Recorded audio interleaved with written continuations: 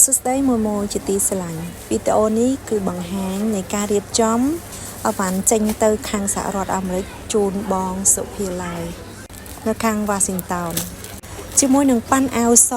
សម្រាប់បងស្រីដែលគាត់យកទៅនេះបងប្អូនចាគឺជាប្រភេទប៉ាន់ត្រៀមសម្រាប់ភ្ជុំបិណ្ឌខាងមុខនៅខាងសហរដ្ឋអាមេរិកនេះគឺធ្វើការដាក់ជាមួយនឹងខ្នាតធំចា34 35 36ជូនបងស្រីតែម្ដងចឹងសម្រាប់បក្សរតុនបងប្អូនដែលគាត់ចង់បានបងប្អូនក៏អាចតំណងទៅខាងបងសុភាឡាយបាននៅខាងសហរដ្ឋអាមេរិកដែលខ្ញុំដាក់ Facebook នៅលើវីដេអូនឹងរួចជាស្រេចបងប្អូនក៏អាចតំណងទៅគាត់ផ្ទាល់បាន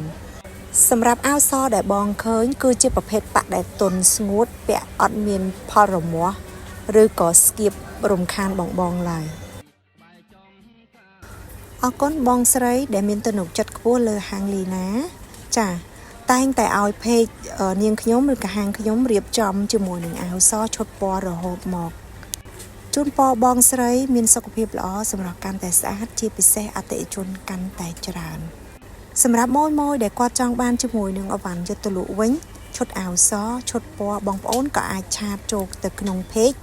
ឬក៏លេខទូរស័ព្ទនាងខ្ញុំផ្ទាល់098 68 98 និង78ផងដែរអរគុណសម្រាប់ម៉ួយទាំងក្នុងស្រុកក៏ដូចជាអានីសមុទ្រតែងតែគាំទ្រជាមួយនឹងឈុតសម្លៀកបំពាក់ខ្មែរចេញពីហាងលីណានាងខ្ញុំ